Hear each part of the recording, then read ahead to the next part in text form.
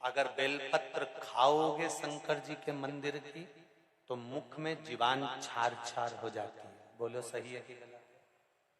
प्रतिदिन बेलपत्र खाओगे शंकर मंदिर की तो मुख में कई बार छाले भी पड़ जाते हैं। सत्य है कि गलत है? शिव महापुराण की कथा कहती है अति सर्वस्व वर्जते। आपको अगर बेलपत्र खाना है हफ्ते में 2 खाओ, हफ्ते में 3 खाओ। मुंह में अगर छार छार हो रहा है, छाले पड़ रहे हैं, तो बेलपत्र को, शिवजी की चढ़ी हुई बेलपत्र को सुखाकर चूरा बनाकर इतनी सी चुटकी भर खा लिए, पानी पी लिया।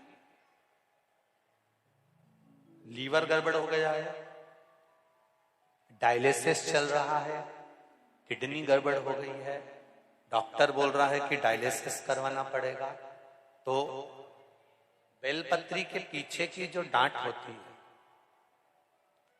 जिसको आप लोग तोड़ के फेंक देते हो, वो बेलपत्री के पीछे की जो डांट है ये ब्रह्मा विष्णु महेश।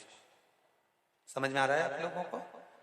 बीच में जो डंडी दिख रही है आपको, इसके बीच में बड़ी पत्ती और 2 पत्ती के बीच में जो खाली जगह है, ये खाली जो डंडी है, इसमें 33 कोटि देवी देवताओं का स्थान होता है। किसका स्थान है? 33 कोटि देवी देवता। इसलिए बेलपत्र चढ़ाते समय बेलपत्र को इस जगह से पकड़कर समर्पित किया जाता है कि 33 कोटि देवी देवताओं का स्पर्श कर कर, ब्रह्मा विष्णु महेश का स्पर्श कर कर चढ़ाया जाता है। बेलपत्री के नीचे की जो डंडी होती है, ये 2 पत्ती से लेकर नीचे का जो भाग होता है, ये स्कंद पुराण कहती है इसमें 64 योगनियां और मेरी माता पार्वती का संपूर्ण जितनी शक्तियां हैं वो सारी शक्तियां इस डंडी के अंदर विराजमान होती हैं। इस डंडी के पीछे एक गोखरू होता है जिसको माताएं तोड़ देती हैं। वो जो टूटा हुआ गोखरू रहता है उसमें भगवान शंकर के प्रत्येक गण का भाव रहता है। इनका काम क्या रहता है? जब शरीर में किसी व्यक्ति के जीवन में जब दुख तकलीफ या रोग बढ़ता है तो वो गोखरू जो नीचे का रहता है, वो टूटा हुआ गोखरू अशोक सुंदरी वाली जगह पर चढ़ाकर हफ्ते में 2 बार उसको चबा चबा कर अगर खा लिया जाए तो डायलिसिस की जरूरत नहीं पड़ती, डायलिसिस छूट जाता है, लीवर और किडनी काम करना प्रारंभ कर देते। और अच्छे से सुन लेना, अभी की अभी घर जाकर शुगर की जांच करना। शुगर कितनी भी हाई जा रही होगी, बेलपत्री के नीचे का गोखरू टूटा हुआ अशोक सुंदरी पर चढ़ाकर खाकर 5 से 7 मिनट मुंह में रख लीजिए और उसके बाद शुगर की जांच कर लीजिए, शुगर लेवल में मिलना प्रारंभ हो जाए। बेलपत्री का जो सुख है वो जीवन का आनंद देता है।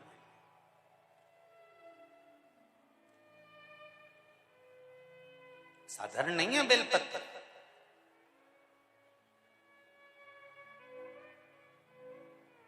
देवराज ब्राह्मण की माता के पुण्य, देवराज नाम के ब्राह्मण, प्रदोष काल के समय पर बट वृक्ष के नीचे दिया लगाया जाता है। बट वृक्ष के नीचे लौंग का मात्र भोग रख दिया जाता है। लौंग मात्र, अगर बट वृक्ष के नीचे दिया लगाकर एक लौंग का जल या लौंग भगवान बटकेश्वर महादेव के नाम से भी अगर शिव को समर्पित करी है तो ये निश्चित है कि कर्जा कितना भी भारी होगा वो कर्जा चूकेगा जरूर, और कहीं ना कहीं से लक्ष्मी की व्यवस्था देवाधिदेव महादेव करेंगे। एक पत्र आया है, इसी कर्जे को चुकने वाला एक पत्र, किसी ने अपना फोटो भी भेजा। देख,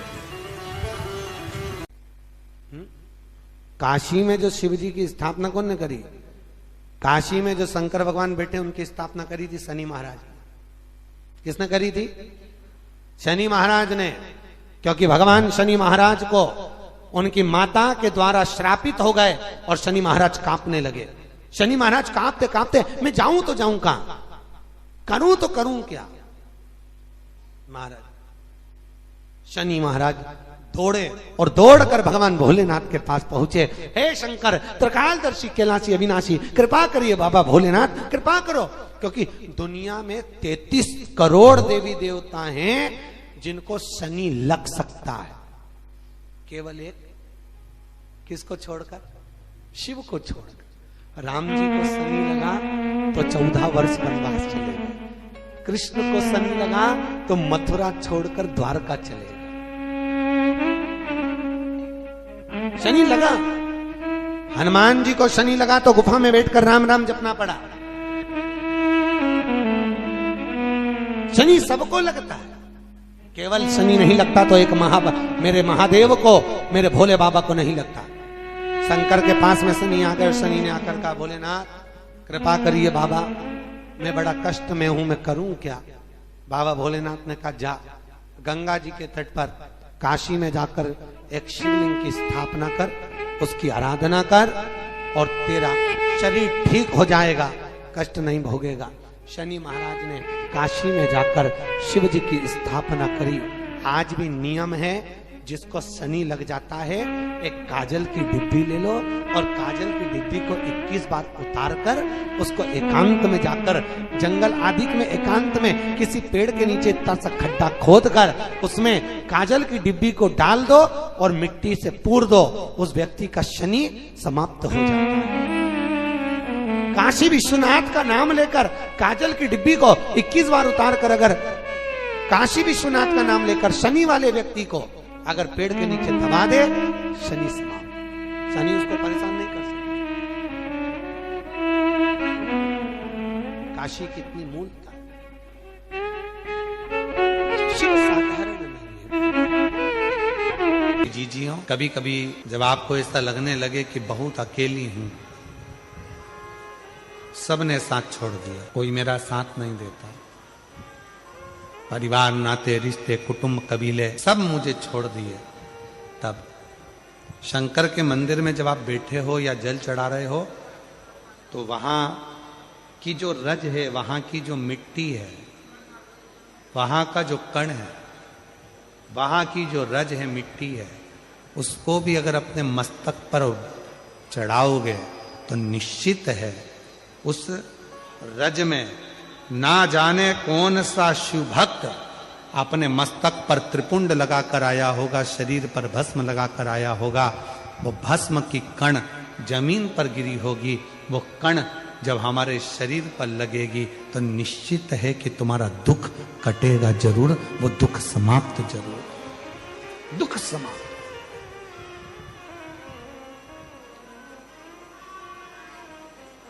वो भस्म चपटी भभूत में है खजाना,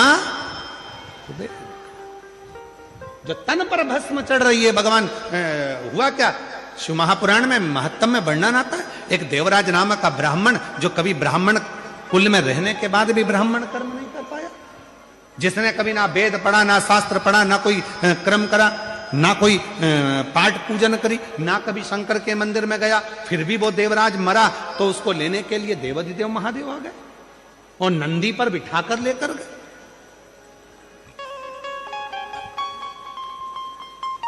क्यों, किस लिए, क्या कारण था?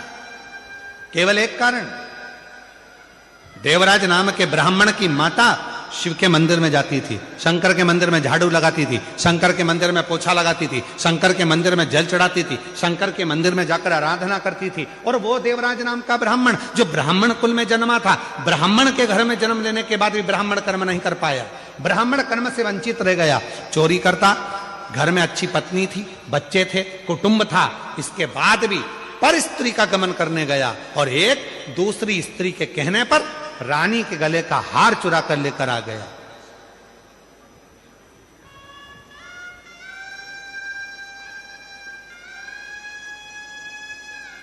और वो हार जो रानी के गले का चुरा कर लाया, दूध पीछे पड़े, शरीर में ताप पड़ने लगा, बुखार आने लगा, कहां जाऊं? शंकर का एक टूटा सा मंदिर था, शिवालय था, उसमें जाकर छुप कर बैठ गया। दूत ढूंढते रहे, वो शिवालय में बैठा हुआ है और कांप रहा है और उसी शिवालय में शिव महापुराण की कथा चल रही थी। कथा उसके कानों में पड़ी, जैसे ही महादेव का नाम लिया गया, हर हर महादेव कहा गया, बोलते से देवराज के सिर में दर्द हो रहा था, बाहर निकल गया, बेलपत्र के वृक्ष की छांव में, बेलपत्र के वृक्ष की छांव में उसने अपने प्राणों को त्याग दिए।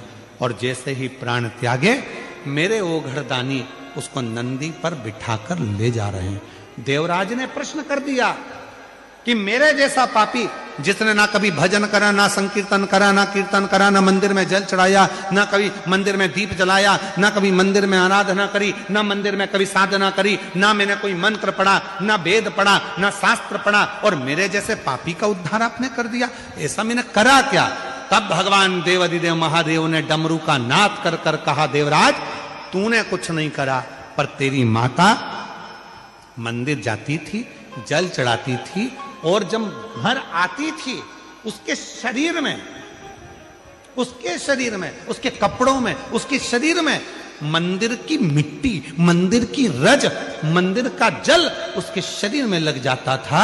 और वो जब घर आती थी वो रज उसके घर में चारों तरफ फैल जाती थी। उस रज के छूने से तेरी बुद्धि सही हो गई और तू चोरी का धन लेकर भी शंकर के मंदिर में चले गया और वहां तेरा उद्धार हो गया। वो रज में इतनी महत्वता, वो रज में इतनी महत्वता। वो रज कोई साधारण है क्या? इधर का हमको नहीं मालूम गुजरात का, पर हमारे मध्य प्रदेश में एक नियम है। मिश्रा जी उत्तर प्रदेश में भी नियम है।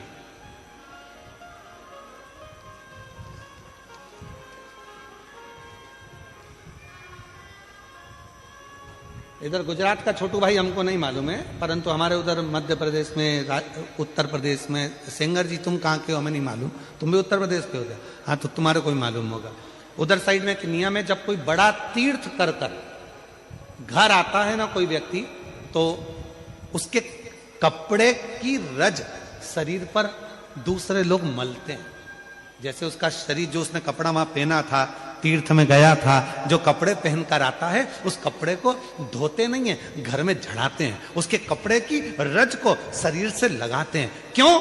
हम तो बद्रीनाथ नहीं गए, हम केदारनाथ नहीं गए, हम अमरनाथ नहीं गए, हम सोमनाथ नहीं गए, हम द्वारका नहीं गए, हम रामेश्वरम नहीं गए, हम जगन्नाथ नहीं गए, पर जो होकर आया है उसके कपड़े में जो रज लगी होगी वो मंदिर की ही तो रज होगी। जब हमारे शरीर से लगेगी तो हम जैसे जीवों का भी कल्याण कर देगी। इसलिए उस रज को लगा,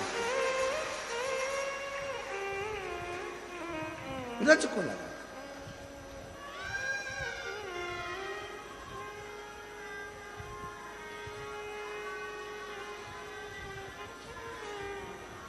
कोई बहुत बड़े, कोई गमी में गया, दुख में गया, हॉस्पिटल गया, तो उसके कपड़ों को धो दिया जाता। पर कोई तीर्थ गया, कोई भगवान की अविरल भक्ति करने गया, उसके कपड़ों को धोते नहीं, उसके कपड़ों को तो झड़ाते हैं। पूरे घर के अंदर उसको झटकारा जाता है कि इसके शरीर में जो कण लगा है, इसके शरीर में जो तीर्थ की रज लगी है, वो रज हमारे जीव को, हमको प्राप्त हो।